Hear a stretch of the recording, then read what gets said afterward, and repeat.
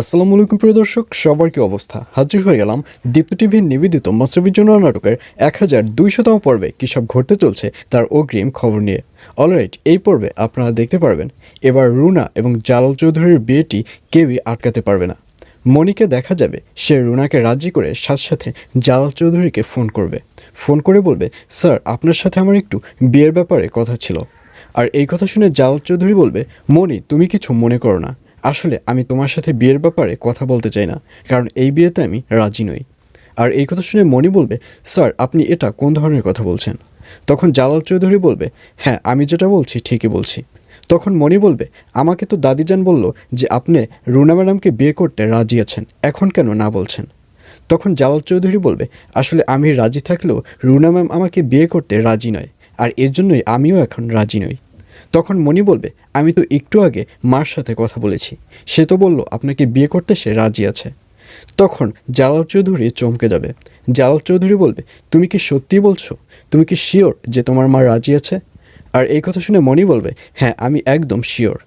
আর এই কথা শুনে জালাল চৌধুরী বলবে, ও আচ্ছা, তাহলে এখনই আমি তোমাদের বাড়িতে আসছি। এই বলে জালাল চৌধুরীকে দেখা যাবে সেবার রুনা ম্যামদের বাড়ির উদ্দেশ্যে রওনা করবে। আর অন্যদিকে এবার সাগরকে দেখা যাবে সে এবার সিদ্ধান্ত নেবে যে যেভাবেই হোক না কেন সে ডক্টর শামসুল আলমের সাথে দেখা করেই ছাড়বে। আর এই নিয়ে সাগর যখন তার মায়ের সাথে কথা বলবে ঠিক তখনই ওখানে তুতুল এসে হাজির হবে এবং তুতুল বলবে, কী ব্যাপার, কী সব নিয়ে তোমরা কথা বলছো? আর এই কথা শুনে সাগরের মা বলবে, আসলে আমরা তো তোমাকে এ অবস্থায় দেখতেই পারছি না, আমার খুব কষ্ট হচ্ছে, আর এজন্য আমি সিদ্ধান্ত নিয়েছি যেভাবেই হোক ডক্টর শামসুল আলমকে তোমাকে দেখিয়ে ছাড়বো। আর এই কথা শুনে তুতুল বলবে, শুধু শুধু আমাকে সান্ত্বনা দিচ্ছেন তাই তো? তখন সাগর বলবে, না তুতুল, তোমার মিথ্যে ধারণা, আমরা শুধু শুধু সান্ত্বনা দিচ্ছি না, তোমাকে আমরা আগামীকাল ডক্টর শামসুল আলমের কাছে নিয়েই ছাড়বো। আর এই কথা শুনে তুতুল বলবে, ও আচ্ছা ঠিক আছে, যদি নিতে পারো তাহলে তো ভালো, কিন্তু আমার বিশ্বাস আমার পার্টি হয়তো আর কোনো দিনই ভালো হবে না।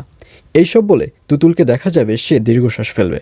আর অন্যদিকে চেয়ারম্যান স্যারকে দেখা যাবে সে যখন মনির কাছ থেকে জানতে পারবে যে রুনা এই বিয়েতে রাজি রয়েছে, ঠিক তখনই চেয়ারম্যান স্যার রুনাদের বাড়িতে এসে হাজির হবে এবং তাদের বিয়ের প্রিপারেশন যখন শুরু হবে ঠিক তখনই ওখানে শরাফত সাহেবকে এসেও হাজির হতে দেখা যাবে এবং শরাফত সাহেবকে দেখা যাবে সে বিয়ের মধ্যে একটা ঝামেলা পাকানোর ট্রাই করবে। আর এছাড়াও থাকবে আরও আশ্চর্য সকল ঘটনা। সুতরাং সবাইকে মাস্টারপির জন্য নাটকের আগামী পর্ব দেখার আমন্ত্রণ রইল।